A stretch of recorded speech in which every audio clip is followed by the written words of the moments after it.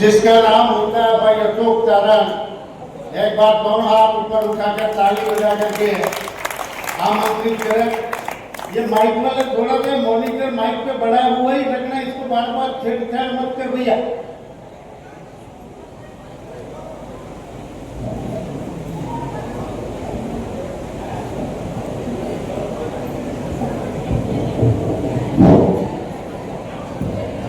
माँ सरस्वती को आपको और इस मंच को प्रणाम निवेदन करता हूँ। महिलाएं लगातार बात कर रही हैं और बात करके ये बता रही हैं कि वो महिलाएं ही हैं। मैं ऐसी शुद्ध महिलाओं को प्रणाम करता हूँ। आप आराम से बात कीजिए, कोई दिक्कत नहीं। वैसे भी मेरी कविताएं सुनने और समझने के लिए आदमी का 10वीं पास होना जरूरी है। पीछे तक जो लोग बैठे हैं मैं उनका हार्दिक स्वागत और अभिनंदन करता हूं। कुछ कुर्सियां खाली हो गई हैं, लेकिन उम्मीद करता हूं कि जितने लोग बचे हैं, बागड़ की इस धरती पर राजस्थान के उस तेवर को जीने वाले लोग मेरे सामने बैठे हैं। मैं अक्सर जहां पर भी भारतवर्ष में किसी भी स्टेट में जाता हूं तो ये पंक्तियां जरूर राजस्थान की तरफ से बोलता हूं। वो पंक्तियां आप तक पहुंच जाए तो मुझे ये बताइएगा कि मैं जिंदा लोगों के बीच खड़ा हूं। मैं केवल इतना सा निवेदन करना चाहता हूं। मैं महावीर स्वामी की जयंती पर खड़ा हूं और एक बहुत छोटा सा आग्रह आप लोगों से कर रहा हूं कि जैन समाज वो है जिसने कविताओं को, जमीन पर चलती हुई कविताओं को आसमान देने का काम जैन समाज ने किया है। मैं बता रहा हूं आपको। इत्मीनान से हमारे बड़े भाई संदीप शर्मा जी के लिए तालियां जबलपुर निकल रहे हैं। मैं 4 पंक्तियां राजनीति पर पढ़ रहा हूं। मुझे नहीं पता कि आप लोग क्या राजनीतिक पृष्ठभूमि और चेतना रखते होंगे, लेकिन देश जो बोलता है, मैं आज यहां से प्रारंभ होना चाहता हूं और निवेदन केवल एक कर रहा हूं कि या तो बिल्कुल ताली मत बजाइएगा, या फिर जिन लोगों तक मेरी बात पहुंच जाए वे लोग इतना भर परिचय दे दें कि अशोक चारण देशभक्ति की कविता होगी तो हम लोग सुनेंगे, और जितनी देर आप खड़े रहेंगे उतनी देर आपको सुना जाएगा। 4 पंक्तियां निवेदन। मैं देश की राजनीति को ये 4 पंक्तियां सौंपता हूं। आदरणीय मंच पर जो हमारे बुजुर्ग वाल बैठे हैं मैं उनको भी प्रणाम करता हूं। उम्मीद करता हूं वो भी मेरा साथ देंगे। आप सफेद कपड़े पहनकर बैठे हैं, आदमी विधवा होता तो ऐसा ही लगता।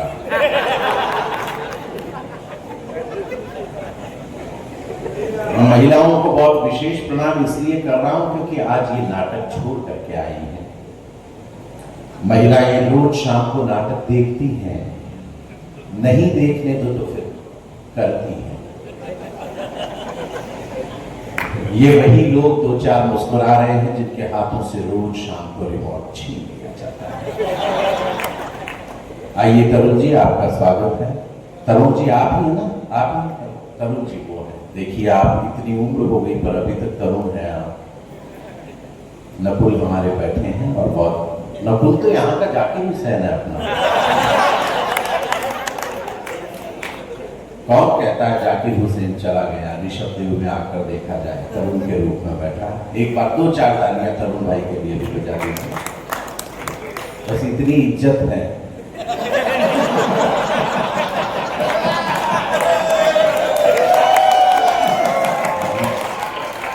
हमने 2-4 कहा और 2-4 ही बजी, मतलब इतनी इज्जत है। आपने बिल्कुल घबराना नहीं। सभी लोग यहाँ पर बहुत सारे लोग होते थे, अब हमारे बीच में नहीं रहे। वो निसंदेह घर पे चले गए हैं और वहां पर भी देश के लिए कुछ कर ही रहे हैं। आज देखिए बुल्लू भाई को, देखिए क्या जगह फंस कर बैठे हैं बिल्कुल। 2 सोफों के बीच में अपनी कुर्सी लगाकर, ये 2 सोफों के बीच में अपनी कुर्सी लगाने वाला आदमी कौन होता मालूम है आपको? निर्दलीय। इस तरफ की सरकार बनी तो इधर, वरना उधर। आइए, आप इतनी रात को वीडियोग्राफी कर रहे हैं, ये आदतें अच्छी नहीं है। कुछ बातें तो हम भी कहेंगे। आप आए हैं तो स्वागत है आपका। और देखिए ये बड़ा कमाल लगा मुझे, महावीर दिगंबर जैन नवयुवक मंडल का एक जैसे कपड़ों में सभी लोग हैं, पायजामा कुर्ता। ये विचार जरूर किसी कपड़े के व्यापारी का होगा और ये भी उस वाले कपड़े के व्यापारी का होगा जिसका ये वाला बिक नहीं रहा। ड्रेस कोड रखते हैं, ड्रेस कोड रखते हैं और बाद में वो माल टिकाया सबको जो बिका ही नहीं। तो ये जैन समाज के लोग हैं। मैं अभी वहां पर रुका हुआ था कीकाबाई में, तो 7 बजे पहले आ गए, बोले चांद साहब चलिए भोजन कर लीजिए। मैंने कहा साहब बिल्कुल कर लेंगे। भोजन करने हम गए, 7 बजे से पहले आप लोग भोजन कर लेते हैं। तो मैंने एक भाभी को पूछा, बोले भाभी रोजाना 7 बजे से पहले खुले जी भैया रोजाना 7 बजे से पहले खा लेते हैं। मैंने 7 बजे के बाद में अगर भूख लगती है तो क्या खाती होंगी? बोले जैन साहब है ना, तालियां मिलकर बजाते सारे जैन साहब तालियां मिलकर बजाते। मैं इस कवि सम्मेलन को वो बनाना चाहता हूं। मैं वर्षों से यहां पर आता रहा हूं। मुझे अच्छे से याद है कि एक वक्त था जब कवि सम्मेलन में एक ऐसी स्थिति आ गई थी कि मुझे ये लगा था कि अब मेरी जिंदगी में कवि सम्मेलन बचेंगे भी कि नहीं। लेकिन मैं उस स्थिति से गुजरकर जब अपने जयपुर के निवास पर जा रहा था तो उस वक्त मेरे पास में एक कॉल आता है। पहले कभी बात नहीं हुई, कॉल था बल्लू भाई का। इन्होंने कहा कि अशोक चारण बोल रहे हैं। कहा जी। बोले इस तारीख को आप खाली है क्या? मैंने कहा जी अब तो सारी तारीखें खाली है। बोले कि ऋषभ देव चले आइए। मैं आपको इमोशनल ब्लैकमेल नहीं कर रहा, लेकिन उस दिन मैंने अपनी जिंदगी का पहला कवि सम्मेलन ऐसा किया था जो कवि सम्मेलन के एक विराम के बाद में पहला कवि सम्मेलन ऋषभ देव का था। और ये केसरिया प्रभु की कृपा है कि आज देश का कोई शहर और कोई स्टेट नहीं छूटा है जहां पर अशोक का। मैं अपने भाई का, मैं बल्लू भाई का भी बहुत आभार व्यक्त करता हूं। सुनाता हूं, सुन लीजिएगा। कि जनता के अरमानों की जो रखवाली करे चैन उन्हें एक ना अनेक दिए जाएंगे। चौथी पंक्ति में अगर पहुंच जाऊं तो पहला निवेदन ये कर रहा हूं। मैं अक्सर कहता हूं कि अमृत जैसी मीरा के विश्वान से आता हूं, घास की रोटी वाले स्वाभिमान से आता हूं, सूर्य मल्ल के वीर व्रती जयगान से आता हूं, माटी पर मिटने वाले अभिमान से आता हूं, सोने जैसी मरुधरा की शान से आता हूं। और यूं रिक्त रिक्त मत बैठो और अतिरिक्त प्रेम से सुनो मुझे, मैं वीरों की धरती राजस्थान से आता हूं।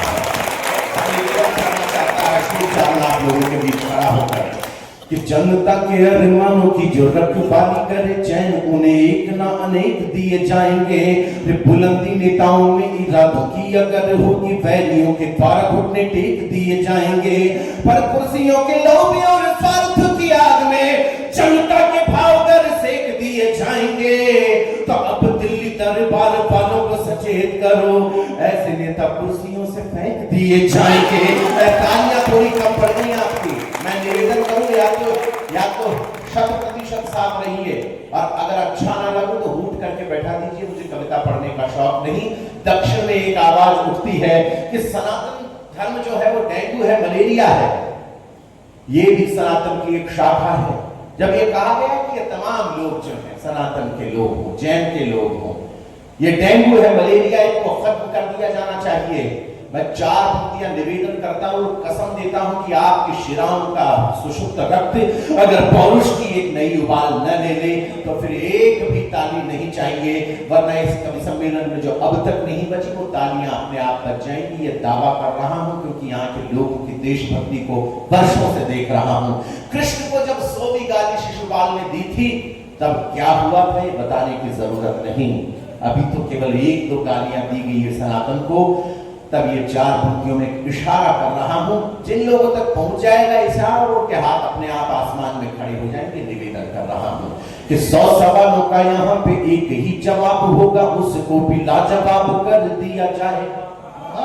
100 सवालों का यहाँ पे एक ही जवाब होगा, उसको भी लाजवाब कर दिया जाएगा। 100 सवालों का यहाँ पे एक ही जवाब होगा, उसको भी लाजवाब कर दिया जाएगा। रोज नारेबाजियों के पक्षधर नहीं हम, वक्त पर इंकलाब कर दिया जाएगा, वक्त पर इंकलाब कर दिया जाएगा। तो जो भी अच्छे वक्त को खराब करने में लगा, वक्त उसका खराब कर दिया जाएगा, वक्त उसका खराब कर दिया जाएगा। और अभी तो केवल 1-2 ही गाली दी गई है, 100 हो जाने तो हिसाब कर दिया जाएगा। ऐसे नहीं, जरा दोनों हाथ आसमान में उठाकर मेरा प्यारा ऋषभ देव अपना रंग मुझे बताए। काशी में खुदाई हुई तो शिवलिंग निकला वहां से। मैं किसी कवि सम्मेलन में था वाराणसी में, तो पत्रकार मुझसे मिलने आए और कहने लगे कवि सम्मेलन से पहले कि अशोक चारण आप क्या मानते हैं, ये क्या है? मैंने कहा कि साहब ये तो बाबा विश्वनाथ है, शिवलिंग है। बोले ये शिवलिंग अब क्यों निकला है? मैंने केवल एक जवाब दिया, और उस जवाब पर यहाँ पर क्या होगा ये जानता हूं कि ये शिवलिंग अब क्यों निकला है। निवेदन कर रहा हूं, सुन लीजिएगा। पंक्तियां पढ़ना चाहता हूं कि युगों पूर्व दंभ का जो स्तंभ देश में बना था, ऐसे अब लंब को उखाड़ कर आ गए। मेरे प्यारे दोस्त नरेंद्र पाल जैन आपके यहाँ के अच्छे गीत सुनाए, मैं उनके गीत मन को सौंपता हूँ कि युगों पूर्व दंभ का जो स्तंभ देश में बना था, ऐसे अब लंब को उखाड़ कर आ गए। खुद को महान मान अपमान करते थे, ऐसे अभिमान को उजाड़ कर आ गए। आपके मन में स्फुरण पैदा होगा, वो जो दृश्य दिखा रहा हूं, कविता की ताकत बता रहा हूं, जो आप महसूस करने वाले हैं कि युगों पूर्व दंभ का जो स्तंभ देश में बना था, ऐसे अब लंब को उखाड़ कर आ गए। खुद को महान मान अपमान करते थे, ऐसे अभिमान को उजाड़ कर आ गए। तो उजली सितारों को जो चाह कर सकते थे, उनको चटाओं से पछाड़ कर आ गए, उनको चटाओं से पछाड़ कर आ गए। तो राम जी के मंदिर का निर्माण देखने को महादेव धरती को फाड़ कर आ गए।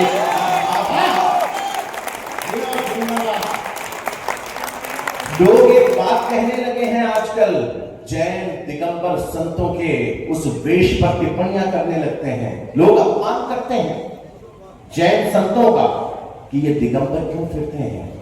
मैंने केवल 4 पंक्तियां लिखी हैं और आज ऋषभ देव उन पंक्तियों को तीर्थ कराने लाया हूं। जो लोग कहते हैं ना कि ये कपड़े नहीं पहनते हैं, ये सभ्यता के खिलाफ है, ऐसे अति बुद्धिजीवियों के मन में अगर कोई कीड़ा बुलबुला रहा हो तो 4 पंक्तियां इस प्रतिनिधि मंडल की तरफ से, ऐसे बुजुर्गों की तरफ से और जैन बैठों की तरफ से मैं केवल ये 4 पंक्तियां पढ़ना चाहता हूं। मुझे एहसास कराइएगा, मुझे एहसास कराइएगा कि अशोक चारण इस कवि सम्मेलन में जो आपने बोल दिया है जैन संतों के सम्मान में, उसे पूरा ऋषभ देव स्वीकार करता है। मैं निवेदन केवल एक करूंगा कि एक भी ताली नहीं चाहिए, या फिर जैन संतों का अपमान करने वालों के मुंह पर जितने तमाचे मारना चाहते हो उतनी तालियां और उतनी देर तक तालियां मैं ऋषभ देव से चाहता हूं। मंच को सुनाता हूं, सुन लीजिए, निवेदन करना चाहता हूं आपके बीच कि पल भर पास बैठ कर बात करोगे तो, पल भर पास बैठ कर बात करोगे तो किसे कहते हैं अनुराग जान पाओगे। पल भर पास बैठ कर बात करोगे तो किसे कहते हैं अनुराग जान पाओगे। और जहां तक हो सके मेरी आवाज को पहुंचाइएगा, निवेदन करता हूं कि पल भर पास बैठ कर बात करोगे तो किसे कहते हैं अनुराग जान पाओगे। एक बार पिच्छी जो फिरा दी गई मस्तक पे, कैसे खुलते हैं फूटे भाग जान पाओगे। दूसरी पंक्ति में ये हो गया है, मैं दावा करता हूं कि चौथी पंक्ति में आसमान भर तालियां जो अब तक नहीं बची होंगी वो बच जाएंगी। ये विश्वास मुझे आपकी आस्था पर है कि एक बार पिच्छी जो फिरा दी गई मस्तक पे, कैसे खुलते हैं फूटे भाग जान पाओगे। तो गर्मियों की दोपहर रेगिस्तान में बिताओ, गर्मियों की दोपहर रेगिस्तान में बिताओ। क्या होती है सूरज की आग जान पाओगे, क्या होती है सूरज की आग जान पाओगे। और सर्दियों की एक रात नदी के किनारे काटो, फिर जैन मुनियों का त्याग जान पाओगे।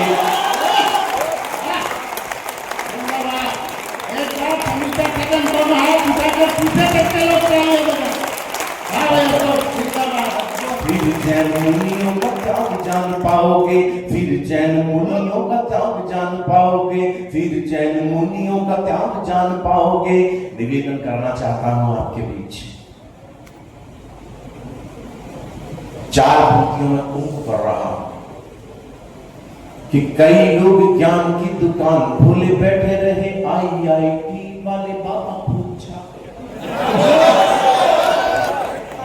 कई लोग ज्ञान की दुकान खोले बैठे रहे, IIT वाले बाबा पूछ। चौथी पंक्ति में ये सारे लोग मेरे साथ हो जाएंगे, आपका आनंद मेरे साथ जुड़ जाएगा। कई लोग ज्ञान की दुकान खोले बैठे रहे, IIT वाले बाबा पूछा गए। एक बाबा जी सवाल का जवाब दे न पाए, तो जवाब में सभी को गालियां सुना गए, तो जवाब में सभी को गालियां सुना गए। तो कांचा फूंक कई झूठे बोलने लगे कि शिव हम में वह शिव में समा गए, और संगम की डुबकी लगाना भूल गए, और मोनालिसा की आंखों में डूब आ गए, मोनालिसा की आंखों आ गए। कुंभ के बाद में एक बयान आया, आप तमाम तो बड़े लोग हैं, बयान ये आया कि गंगा नहाने से गरीबी नहीं मिटती। बयान आपने सुना होगा, मेरे बहुत प्यारे दोस्त दिनेश बल्कि जिन्होंने इस कम सम्मेलन को एक सार्थक शुरुआत दी, मैं उनको एक शब्द सौंपता हूं। मैं निवेदन करना चाहता हूं, मैं नाम नहीं लेना चाहता कि किसने कहा था, वरना आपको पता चल जाएगा कि मैं आदरणीय खड़गे साहब के बारे में बात कर रहा हूं। उन्होंने कहा कि गंगा नहाने से गरीबी नहीं मिटती है। मैंने केवल 4 पंक्तियां लिखी हैं, खड़गे साहब का चेहरा दिमाग में रखिएगा, और इन 4 पंक्तियों में आनंद आ जाए तो मेरे तक पहुंचाइएगा। मैं निवेदन करना चाहता हूं आपके बीच पंक्तियां, 4 पंक्तियां देखें आप। उन्होंने कहा गंगा नहाने से गरीबी नहीं मिटती, तब मैंने निवेदन कहा कि सूरज को छूने के लिए अगर भरी गई कुछ वक्त में वो परवाज मिट जाएगी। सूरज को छूने के लिए, भाभी जी बैठिए, ऐसे आप नहीं जा सकते, प्लीज बैठ जाइए आप, कोई दिक्कत वाली बात नहीं। भाई साहब खिला ही नहीं होंगे बच्चे लेकिन आप बहुत देर तक बैठे, ये आपकी कृपा है। निवेदन कर रहा हूं कि सूरज को छूने के लिए अगर भरी गई कुछ वक्त में वो परवाज मिट जाएगी। सूरज को छूने के लिए अगर भरी गई कुछ वक्त में वो परवाज मिट जाएगी। आस्थाओं के विरुद्ध उठेगी जो भी आवाज, देख लीजिएगा वो आवाज मिट जाएगी, देख लीजिएगा वो आवाज मिट जाएगी, देख लीजिएगा वो आवाज मिट जाएगी। तो बात बात पे गरज रहे हैं श्रीमंत आप, बात बात पे गरज रहे हैं श्रीमंत आप, हम कर्जे तो सारी गाज मिट जाएगी, हम कर्जे तो सारी गाज मिट जाएगी। और गंगा नहाने से गरीबी तो नहीं मिटे, पर नहाओगे तो तुम्हारी खाज मिट जाएगी, नहाओगे तो तुम्हारी खाज मिट जाएगी, नहाओगे तो तुम्हारी खाज मिट जाएगी। और खड़गे साहब को देखकर लगता नहीं कि वो नहाते भी होंगे। नहाओगे तो तुम्हारी खाज मिट जाएगी, नहाओगे तो तुम्हारी खाज मिट जाएगी। निवेदन कर रहा हूं, एक यूनिवर्सिटी है दिल्ली में, भाई मेरा बहुत प्यारा दोस्त जिसकी तारीख मिलना किसी शहर का सौभाग्य होता है। आज वो चंदन यहाँ पर है। मैं चंदन को इस बात की बधाइयां नहीं दूंगा, चंदन को इस बात की बधाइयां नहीं दूंगा कि वो आज एक कवि सम्मेलन में है। पहली बधाई तो मैं चंदन को ये देना चाहता हूं कि आज चंदन केसर की नगरी में बैठा है। दूसरी बात, और दूसरी बधाई आपको कि आज चंदन रॉय हमारे बीच में मौजूद है। उसके गीतों की स्वर लहरियां जब होंगी तो फिर ये रजनी जो है रजनीगंधा, ये भी दावा करता हूं रजनीगंधा से कई लोगों को कुछ याद आया हो। आइए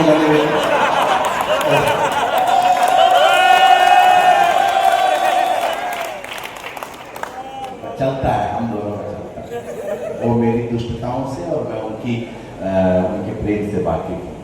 दिल्ली में मेरे हुजूर एक यूनिवर्सिटी है जहां पर स्वामी विवेकानंद की मूर्ति बनती है, और उस मूर्ति को कुछ बच्चों ने तोड़ दिया। मैंने केवल इतना सा पूछा कि भाई क्यों तोड़ा? बोले हमारी विचारधारा के महापुरुष नहीं है। मैंने कहा अच्छा। मैं एक बात बहुत खुददारी के साथ, बहुत अभिमान के साथ, बहुत स्वाभिमान के साथ यहाँ पर खड़े होकर अशोक चारण कहना चाहता है कि मेरा हीरो वो नहीं है जो किरण को बोलते वक्त 3 बार हकलता है। मेरा हीरो वो भी नहीं है जो समंदर के तटबंध पर खड़ा होकर अधलिंगी लड़कियों के साथ ठुमके लगाता हुआ नजर आता है। मेरे हीरो ये भी नहीं है जो जुमा केसरी का प्रचार करते फिर रहे हैं। अरे मुझे तो गर्व है ये कहने में कि मेरा हीरो आज भी वो विवेकानंद है जो शिकागो विश्व धर्म सम्मेलन में खड़े होकर जब ये बात कहता है कि प्रिय अमेरिका वासी भाइयों और बहनों, मैं भारत का एक संस्कार पढ़ूंगा और ये पूरा सदन तालियों से गूंज उठेगा। स्वामी विवेकानंद अपना भाषण देकर जब उस शिकागो की उस धर्म सभा से बाहर निकल रहे थे तो एक बड़ी खूबसूरत सी अंग्रेज लड़की आई और आकर ये कहने लगी कि मुझे आप जैसा तेजस्वी पुत्र चाहिए, मैं आपसे विवाह करना चाहती हूं।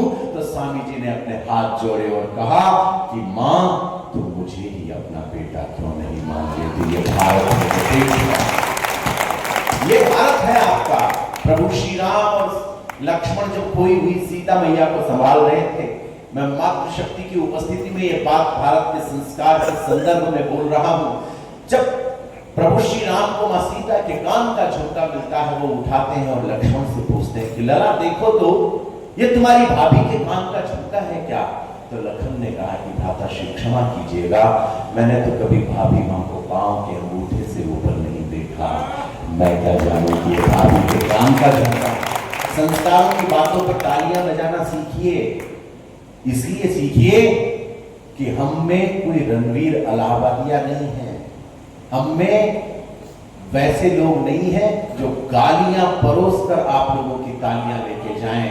हम शब्द की साधना के लोग हैं, इसलिए हमारी इज्जत थोड़ी जाए। तब कर रहा हूं आपके बीच एक कविता आप लोगों के मध्य खड़ी कर रहा हूं, और आज इससे बेहतरीन कोई कविता नहीं है जो मैं महावीर जयंती के उपलक्ष्य पर आपको सुनाकर जाना चाहता हूं। 2-4 बच्चे आपस में बात कर रहे हैं, कोई बात नहीं, मुझे इनसे कोई शिकायत नहीं है, क्योंकि ये बच्चे डायरेक्ट कैम्ब्रिज यूनिवर्सिटी से हमारे बीच आए हैं। ये हिंदी समझ नहीं रहे हैं, इसलिए मुझे कोई दिक्कत होने वाला है। और अगर समझ रहे हो, हिंदी समझ रहे हो तो तालियां बजा दो, वरना मैं कर भी सकता हूं। आइए, मुझे अनुमति दीजिएगा। बॉम्बे में एक लड़की रहती है, कवि सम्मेलन हो जाता है, आप चले जाते हैं, मनोरंजित होकर चले जाते हैं, लेकिन लेकर क्या गए साथ में? कवि सम्मेलन में आने के बाद में कुछ साथ लेकर जाएं, ऐसा जरूरी है ना? मानते हैं आप मेरी बात को? तो आज एक कविता अपने साथ ले जाइए, जीवन भर काम आएंगी, परिवार में काम आएंगी। मेरे प्यारे दोस्त यहाँ पर बैठे हैं। मेरे हुजूर, दिल्ली की एक लड़की थी जिसका नाम था श्रद्धा। वो अपने आफताब नाम के एक प्रेमी के साथ में दिल्ली एनसीआर में जाकर रहने लगी। मुंबई की थी, दिल्ली में रहने लगी जाकर। उस आफताब ने उस श्रद्धा के 35 टुकड़े किए। सूचित हो आपको, 35 टुकड़ों में उस श्रद्धा को काटा आफताब ने। मैं एक टिप्पणी करूंगा और मुझे सिर्फ चेतनावान लोगों की तालियों की गड़गड़ाहट चाहिए, मैं कविता प्रारंभ करता हूं। मैंने कहा कि श्रद्धा तुम्हारे 35 टुकड़े नहीं होते, काश तुम्हें इस बात का एहसास होता कि तुम विवाह के लिए पैदा हुई हो, निकाह के लिए। तालियां थोड़ी बड़ी करो, आसमान भरता है। बात खुददारी के साथ बोलता है। निवेदन तब कर रहा हूं, पहला बंद कविता का सौंपता हूं और आपकी बजने वाली तालियां तय करेंगी कि इस कविता को सुनने वाले लोग कितने हैं, मेरे साथ कितने लोग खड़े हैं। पहला बंद कविता का सौंप रहा हूं, सुनिएगा। माइक वाले भैया कहां हैं? माइक वाले भैया, माइक वाले भैया, एक बार आप दिख जाएं। अरे आप तो बिल्कुल नेपथ्य में है, इसको थोड़ा सा शार्प कीजिए, थोड़ा सा शार्प करें, थोड़ा सा इसे इको दें, आप थोड़ा सा कीजिए, अगर आपको आता हो तो। जरूरी नहीं कि हर कुर्सी पर सही आदमी बैठे। कई बातें मैं बहुत बड़ी कह जाता हूँ, 10-15 दिन बाद समझ में आता है। आइए पहला बंद कविता का सौदा। नई फसल के नए जोश के इंकलाब पर बोलूंगा, नई फसल के नए जोश के इंकलाब पर बोलूंगा, चुप्पी साधे हर सवाल के हर जवाब पर बोलूंगा, मैं अय्याशी करने वाले हर नवाब पर बोलूंगा, तुम अच्छे को अच्छा बोलो मैं खराब पर बोलूंगा, मुझको कांटों से लड़ना है क्या गुलाब पर बोलूंगा, मैं ही श्रद्धा के हत्यारे आफ्ताब पर बोलूंगा, मैं ही श्रद्धा के हत्यारे आफ्ताब पर बोलूंगा, मैं ही श्रद्धा के हत्यारे आफ्ताब पर बोलूंगा, खास तौर पर गाता हूं इस दौर बनाया है किसने। बहुत कम तालियां बजती है अगली वाली जो पंक्ति बोल रहा हूं, लेकिन आज उम्मीद नहीं कर रहा हूं बाकी विश्वास रख रहा हूं कि आज शायद बड़ी तालियां मुझे मिल जाएं, क्योंकि कविता सुनने और समझने वाले लोग मेरे सामने हैं। 6 पंक्तियों में एक इशारा कर रहा, समझदार लोग मुझे बताते कि अशोक चारण हम यहां पर बैठे हैं और तुम्हें सुन रहे हैं, कि खास तौर पर गाता हूं इस दौर बनाया है किसने, खास तौर पर गाता हूं इस दौर बनाया है किसने, शांत भाव से खड़े मौन को शोर बनाया है किसने, शांत भाव से खड़े मौन को शोर बनाया है किसने, उत्तर दो की मौसम यादम खौर बनाया है किसने, भारत का कानून कहो कमजोर बनाया है किसने, जहरीले नागों का पन हिंदुस्तान की छाती पर, जहरीले नागों का पन हिंदुस्तान की छाती पर, सरेआम खंजर चलता है संविधान की छाती पर, सरेआम खंजर चलता भाई हूं, सरेआम खंजर चलता है संविधान की छाती पर, सरेआम खंजर चलता है संविधान की छाती पर, स्वर्ग छोड़ती परियों को फिर वैसी जगह नहीं मिलती। कुछ लेकर जाना चाहो तो ये पंक्तियां अपने साथ ले जाना। उसको उसके पिता ने फोन किया श्रद्धा को, तमाम लोगों का ध्यान चाहता हूं जिनके घर परिवार में बेटियां मौजूद हैं, उस प्रत्येक व्यक्ति से सीधी बात कर रहा हूं, सुनकर जाइएगा, समझ कर जाइएगा और अपने दिल में छाप करके ले जाइएगा। कविता आपको कुछ देना चाहती है। उसके पिता ने उसको फोन किया कि बेटिया श्रद्धा तुम वापस लौट आओ, गलतियां हो जाती हैं जवानी में, तुम वापस लौट आओ, मैं तुम्हें वैसे ही रखूंगा, उतना ही प्यार करूंगा, उतना ही सम्मान के साथ रखूंगा। तो उस लड़की ने जो बात कही उसके बाद में मैं अपनी बात इस पूरी पीढ़ी को कहना चाहता हूं। उस लड़की ने अपने पिता को कहा कि मैं बालिग हो चुकी हूं और मुझे अपनी जिंदगी के फैसले लेने का हक है। बेशक तुम बालिग हो चुके हो और तुम्हें अपनी जिंदगी के फैसले लेने का हक होगा, लेकिन तुम्हारी जिंदगी का सबसे बेहतरीन फैसला वो ले सकते हैं जिन्होंने तुमको पैदा किया है और पाल पोस कर बड़ा किया।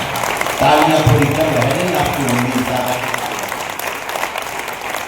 यही इस पीढ़ी को कह रहा हूं और इस कविता में जो सर्वश्रेष्ठ है संदेश आपको दे रहा हूं, और निवेदन केवल ये कि या तो एक ताली नहीं या फिर बेटियों की रक्षा में सारे हाथ खड़े हुए हों। 35 टुकड़ों में वो कटी हुई मिलती है, तब मैं क्या कह रहा हूं सुनाता हूं, साहब आपको सुनिएगा। कि स्वर्ग छोड़ती परियों को फिर वैसी जगह नहीं मिलती। अगली पंक्ति में बताइएगा, ये कविता की भी जा रही है और सुनी भी जा रही है। निवेदन कर रहा हूं कि स्वर्ग छोड़ती परियों को फिर वैसी जगह नहीं मिलती, स्वर्ग छोड़ती परियों को फिर वैसी जगह नहीं मिलती, स्वर्ग छोड़ती परियों को फिर वैसी जगह नहीं मिलती, जो घर को छोड़े उनको घर जैसी जगह नहीं मिलती। जो घर मेरे प्यारे शब्द,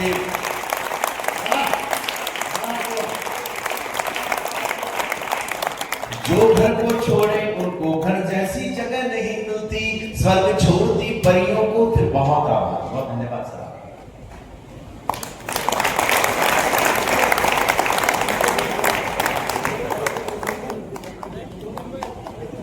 राकेश भाई, आप हमारी उस पीढ़ी के व्यक्ति हैं, पिता की पीढ़ी के। आपने जो सम्मान किया है उस सम्मान को प्राप्त करके ऐसा महसूस होता है कि अपने पिता की पूरी पीढ़ी ने इस पुत्र पीढ़ी का सम्मान कर दिया। बहुत आभार। स्वर्ग छोड़ती परियों को फिर वैसी जगह नहीं मिलती, जो घर को छोड़े उनको घर जैसी जगह नहीं मिलती, मर्यादा की रेखा से जब पार चलना हो जाता है, मर्यादा की रेखा से जब पार चलना हो जाता है, पंचवटी से तब सीता का मानहरण हो जाता है। अगली दो पंक्तियों पर बेटियों की रक्षा में हाथ खड़े कीजिएगा कि मर्यादा की रेखा से जब पार चरण हो जाता है, पंचवटी से तब सीता का मानहरण हो जाता है। नीड़ छोड़कर पंछी के बच्चे यूं ही अकुलाते हैं, नीड़ छोड़कर पंछी के बच्चे यूं ही अकुलाते हैं। पेड़ छोड़ने वाले फल चाकू से काटे जाते हैं, पेड़ छोड़ने वाले आसमान में हाथ उठाकर आशीर्वाद दीजिए। नीड़ छोड़कर पंछी के बच्चे यूं ही अकुलाते हैं, पेड़ छोड़ने वाले फल चाकू से काटे जाते हैं, पेड़ छोड़ने वाले फल चाकू से काटे जाते हैं। हम भी ये चाहेंगे कि सद्भाव हमारा बना रहे। हिंदू मुसलमान नहीं करते हैं, हम सिर्फ हिंदुस्तान करते हैं। निवेदन तब कर रहा है कि हम भी ये चाहेंगे कि सद्भाव हमारा बना रहे, गले लगाती बाहों का फैलाव हमारा बना रहे। संविधान का पद दे करके मान दिया अंसारी को, राष्ट्रपति अब्दुल कलाम एटम के प्रबल पुजारी को। इन मंचों पर हम हमीद के बलिदानों को गाते हैं, अशफाकुल्लाह के चरणों में अपना शीश झुकाते हैं, अशफाकुल्लाह के चरणों में अपना शीश झुकाते हैं। पर ये प्रेम चाल डाले सयाद नहीं तो फिर क्या है। पहली बार इस कविता में निवेदन कर रहा हूं कि डरे हुए एक भी आदमी की एक भी ताली नहीं चाहिए। मुझे महावीर के वीर वंशजों की तालियां आसमान भर चाहिए, जो कहने की कोशिश कर रहा हूं, जो कहने की हिम्मत कर रहा हूं। पर ये प्रेम चाल डाले सयाद नहीं तो फिर क्या है। इश्क सूलियों पर टांगे जल्लाद नहीं तो फिर क्या है, इश्क सूलियों पर टांगे जल्लाद नहीं तो फिर क्या है। खून सनाए खंजर मुर्दाबाद नहीं तो फिर क्या है, इंसानी फितरत से ये बर्बाद नहीं तो फिर क्या है। बेटी के टुकड़े टुकड़े ने चीख चीख कर यही कहा, बेटी के टुकड़े टुकड़े ने चीख चीख कर यही कहा, तुम ही बोलो कि ये लफ्ज़ हाथ नहीं तो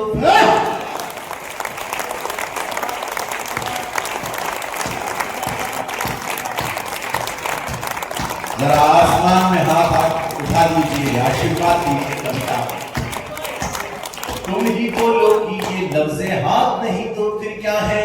उठो वीर कुछ ऐसा कर दो व्यूह कांपने लग जाए। महावीर जयंती पर खड़े होकर अंतिम बंद इस कविता का आपको सौंप रहा हूं।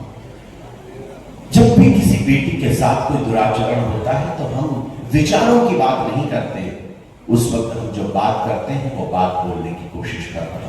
और जानता हूं कि अब तक के सबसे बड़ी तालियों की गड़गड़ाहट इस फैसले पर ऋषभ देव पे हो जाएगी, क्योंकि हर रात देश में पढ़ता हूं, कहीं ना कहीं होता हूं, तो निवेदन करना चाहता हूं कि उठो वीर कुछ ऐसा कर दो। 35 टुकड़ों में कटी हुई लड़की मिलती है हमारे परिवार की, तब निवेदन कर रहा हूं कि उठो वीर कुछ ऐसा कर दो व्यूह कांपने लग जाए। निर्णय सुनकर हत्यारे की रूह कांपने लग जाए। अभी भी कैद है तिहाड़ में। निर्णय सुनकर हत्यारे की रूह कांपने लग जाए। आहें भरने वालों अपनी सांसों में तूफान भरो, उसे सौंप दो जनता को और खुलेआम ऐलान करो। जैसे उसने काटा उसको वैसे ही काटा जाए, जैसे उसने काटा उसको वैसे ही काटा जाए। हत्यारे को भी उतने ही टुकड़ों में बांटा जाए, हत्यारे को भी। आभार आपका। आसमान में तालियों की गड़गड़ाहट से बेटियों का सम्मान कीजिए। पीछे वाले लोगों की तालीम के लिए क्या? अरे आप हो गया? नहीं एक बार हाथ ऊपर, पीछे तक के लोगों की तालियां देखना चाहता हूँ। बहुत मुश्किल काम है अच्छी कविता लिखना, इससे मुश्किल है अच्छी कविता को पढ़ना। दो काम अशोक ने किए, एक काम आप कर रहे हैं। एक बार दोनों हाथ ऊपर उठाकर, दोनों हाथ ऊपर उठाकर तालियां बजाकर भैया, एक्चुअली क्या है कि आपका ध्यान इधर उधर था, बजाई थी। चलो कोई नहीं, हमारे बढ़िया ही है, दोबारा मजबूत तो क्या दिक्कत है। कभी को केवल दो चीज चाहिए, कभी को केवल दो चीजें चाहिए। दिन में निद्रा, रात में मुद्रा। कभी को दो चीजें चाहिए।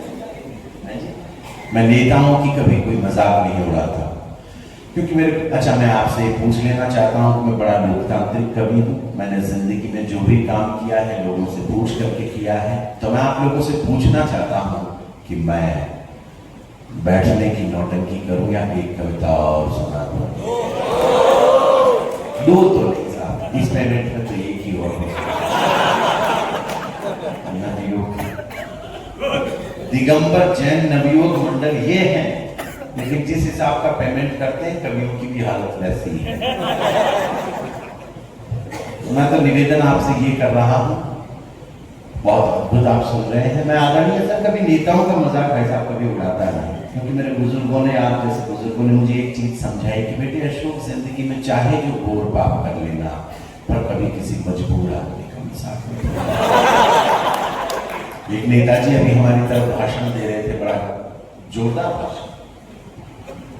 मित्रों, लोहा लोहे को काटता है, हीरा हीरे को काटता है, जहर जहर को काटता है, इतने में एक बुद्धा आया।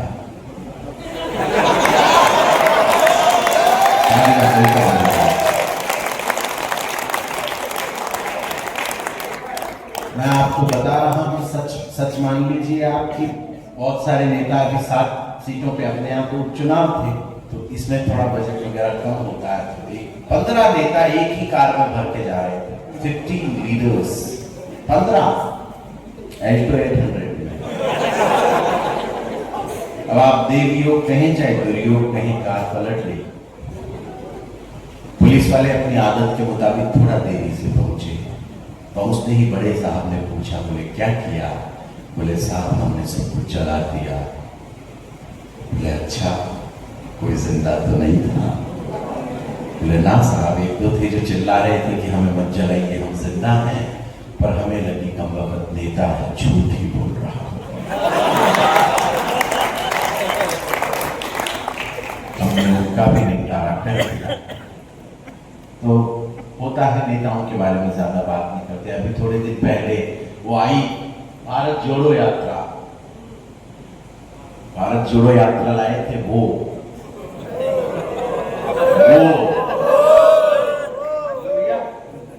बल्लू भैया थोड़े नाराज हो सकते हैं। वो लाए, नाम लो ही मत, कहे तो वो, इतने में हर कोई समझ जाएगा अच्छा वो तो वही है।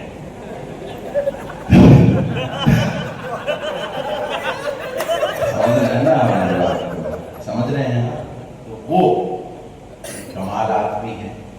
साइंस का एक नियम है मेरे साथ कि कोई भी चीज प्रयोग करो तो कम हो जाती है। इस दृष्टिकोण से अगर देखा जाए तो आप में और कुछ में दिमाग कम है, क्योंकि अपन ने प्रयोग किया है। अगले आदमी के पास एज इट इज, जैसा भगवान ने दिया है वैसा का वैसा रखा है। अभी तक तो सील भी नहीं हुई।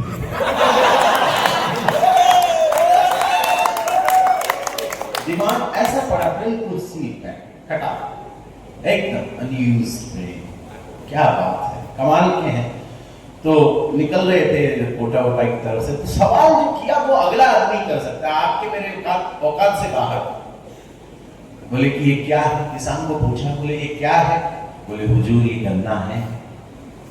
तो उनके सवाल पर ही बहुत आनंद आ जाएगा आपको। उन्होंने कहा कि ये क्या है? बोले हुजूर ये गन्ना है। बोले क्या ये वही गन्ना है जिसके गुड़ लगता है?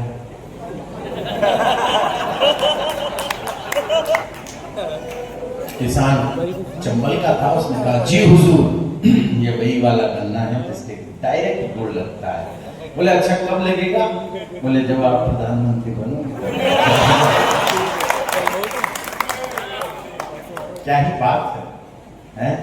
देश में तमाम चिन्ह है, राष्ट्रीय पक्षी है, राष्ट्रीय पशु है, राष्ट्रीय ध्वज है। अभी तक कोई राष्ट्रीय विवाह नहीं हुआ था, तो वो भी अभी अंबानी परिवार में संपन्न हो गया।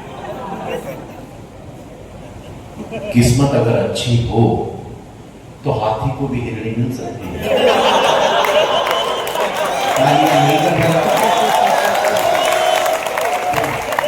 आपके यहाँ तो कमी भी है, किस्मत अच्छी होनी चाहिए, हाथी को भी हिरणी मिल सकती है। क्या बात है। पहले माँ बाप फोटो दिखाते थे लड़की को, लड़का बताते थे कि लड़का ये है बेटा देख लो, बोले ना मामा तो बहुत ही मोटा है। अब माँ बाप नया वाला ले आए, बोले कर ले बेटा अनंत से मोटा थोड़ा ना है। अब अनंत तो अनंत है, अंत कर दे।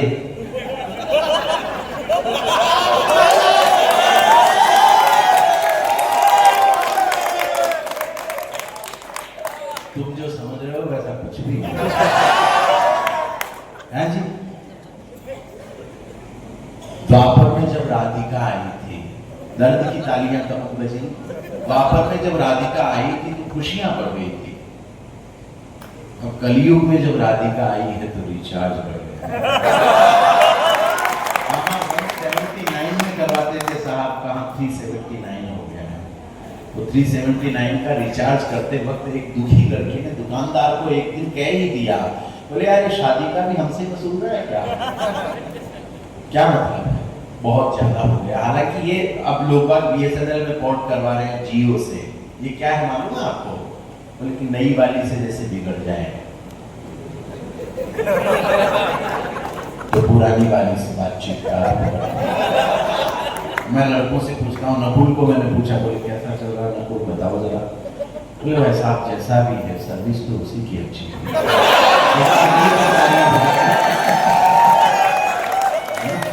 बातें बहुत सारी हैं, ठीक लग रहा है आपको मामला? आइए एक छोटी सी रचना उपरांत आपसे विदाई। बहुत बेहतरीन आप लोगों ने सुना, आपने मुझे नहीं सुना, आपने मुझे बेहतरीन नहीं सुना, मुझे बेहतरीन सुना। इस बात की मुझे कोई बहुत ज्यादा खुशी नहीं है। आपने इस कवि सम्मेलन को अच्छा सुनकर अच्छा बना दिया, इसके लिए आप तिरंगा बात में सुनाएंगे। आप एक नई सुन जाइए आप।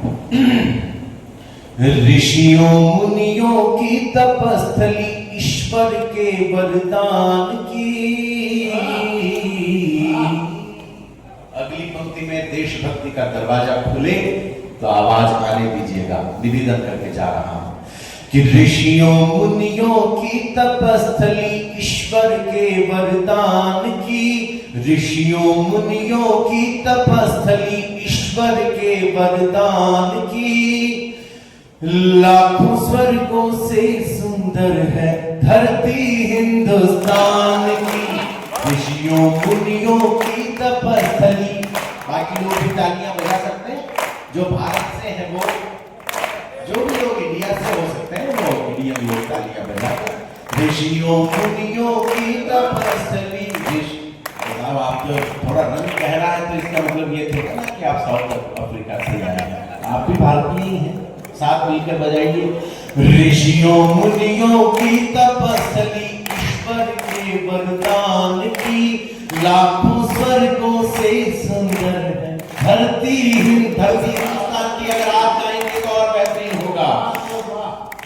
ऋषियों मुनियों की तपस्थली ईश्वर के वरदान की। लाखों स्वर्गों से सुंदर है तो हर एक दिल में राम बसे हैं, हर एक दिल में वीर बसे हैं, हर एक दिल में राम बसे हैं। बहती पावन गंगा है, हर एक दिल में राम बसे हैं। बहती पावन गंगा है, धरती से जुड़ कर के चूमे देखो गगन तिरंगा है। धरती से जुड़ कर के चूमे देखो गगन तिरंगा है। तो केवल में कल कल बहती है नदियां स्वाभिमान की। लाखों स्वर्गों से सुंदर है धरती हिंदुस्तान की। धरती हिंदुस्तान की। तो रंग दिखाती महाराणा का अब तक हल्दी घाटी है। रंग दिखाती महाराणा का। कुछ लोग हाथों को बांधकर ऐसे बैठे हैं जैसे बैठने आए हों। अच्छा ये लोग वो हैं, बोले जब हम कराएंगे तभी बजाएंगे। आइए निवेदन कर रहा हूं, मुझे पता चलता है कि रंग दिखाती महाराणा का अब तक हल्दी घाटी है। यहाँ निराली पद्मिनियों की चौहर की परिपाटी है।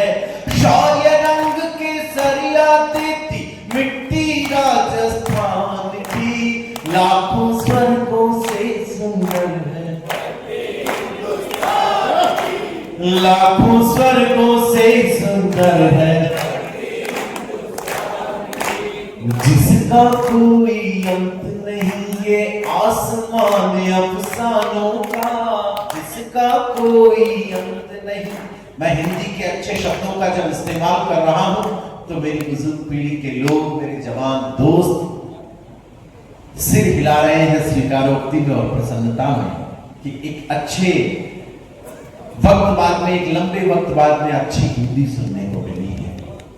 आज की रात अगर कुछ बेहतरीन संदेश देकर जाना चाहता हूं तो केवल एक, क्योंकि मैं महावीर के मंच पर खड़ा हूं। इस कवि सम्मेलन के ठीक बाद में नकुल सुनो, नकुल सुनो, कोई बात नहीं, पीछे वाला सहदेव होगा,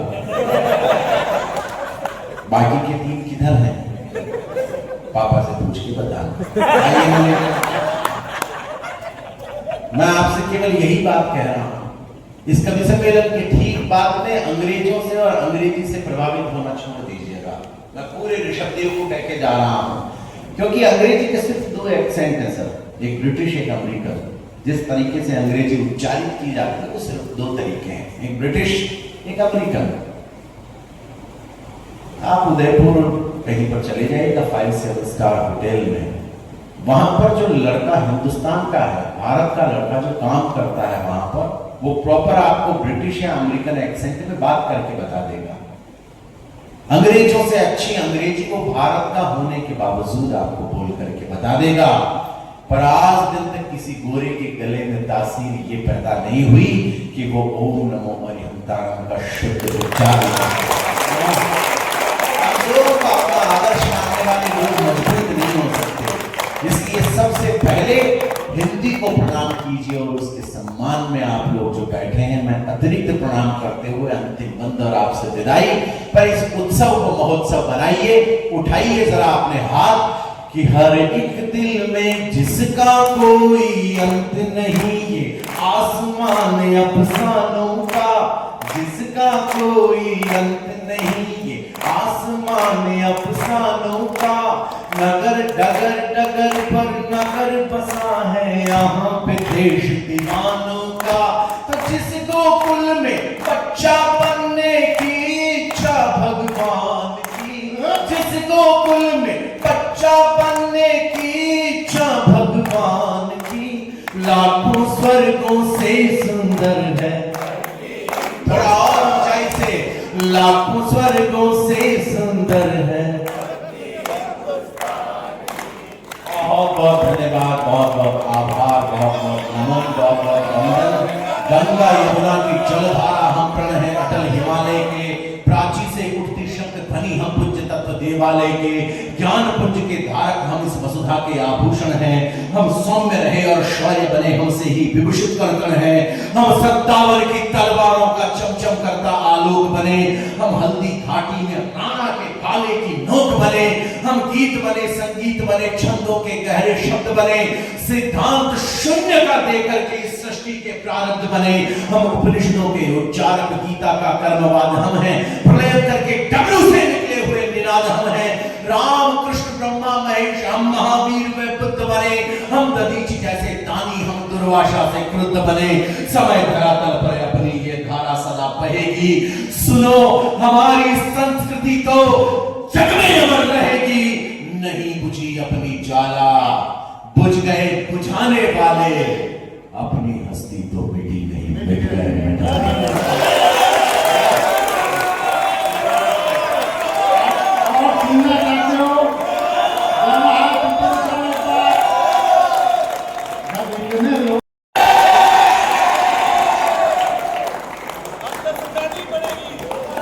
धन्यवाद। आपसे गले मिलते हैं तो घर की याद आती है।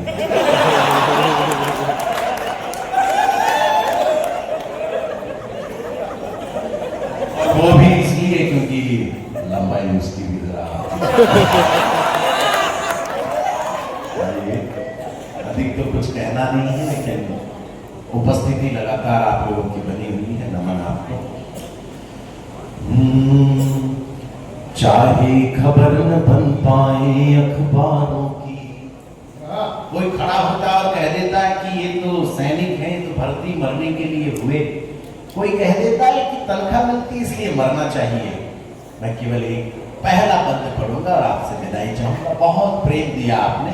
मैं कभी जनता के साथ में ये छलावा करता ही नहीं कि मैं थोड़ा सा पढ़ूं बैठूं फिर जनता मुझे बुलाए। मैं ऐसा सोचता सिर्फ इसलिए हूं कि मेरा नहीं, मैं इस जनता का वक्त एक सेकंड भी बर्बाद नहीं करता कभी, क्योंकि आपका वक्त मेरे लिए बहुत महत्वपूर्ण है। पहला बंद एक बंद बोलूंगा और आपके बाद विदाई चाहूंगा।